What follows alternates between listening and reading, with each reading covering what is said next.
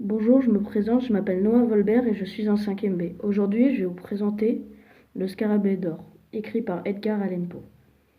Edgar Allan Poe est un célèbre écrivain américain né à Boston aux États-Unis le 19 janvier 1809 et meurt le 7 octobre 1849 à 40 ans, connu pour ses œuvres fantastiques policières comme La chute de la maison Hersher ou Les aventures d'Arthur Gordon Pym.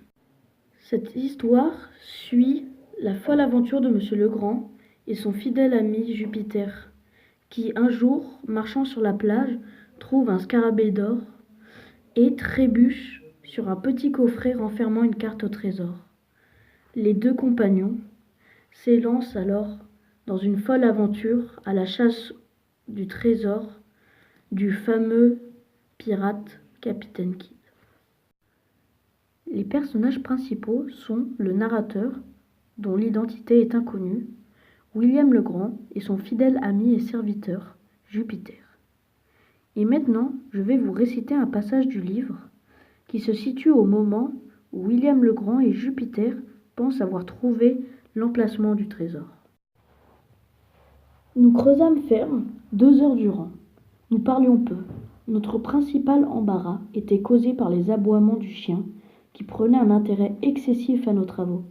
À la longue, il devint tellement turbulent que nous craignîmes qu'il ne donnât l'alarme à quelque rôdeur du voisinage.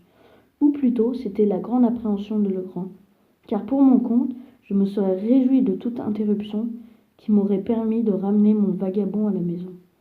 À la fin, le vacarme fut étouffé grâce à Jupiter, qui s'élança hors du trou avec un air furieusement décidé, musela la gueule de l'animal avec une de ses bretelles, et puis retourna à sa tâche avec un petit rire de triomphe très grave.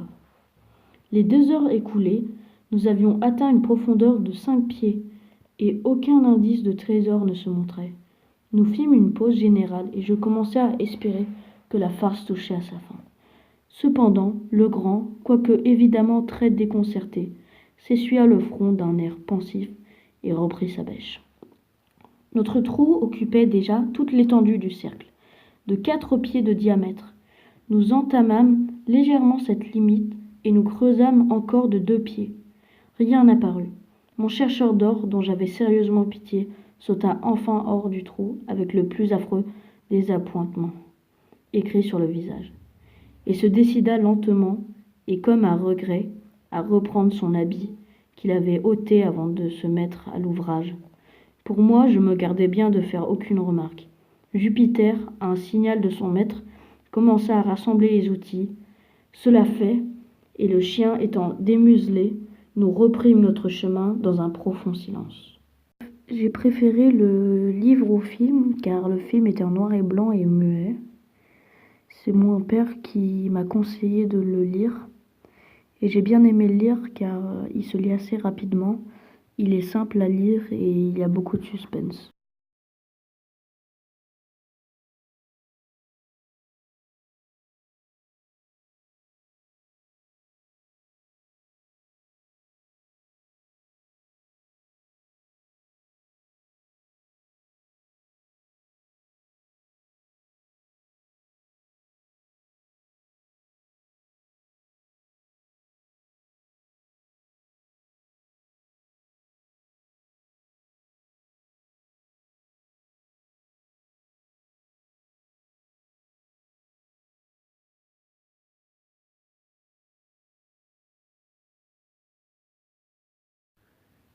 Les personnages principaux sont le narrateur, dont l'identité est inconnue, William Legrand et son fidèle ami et serviteur, Jupiter.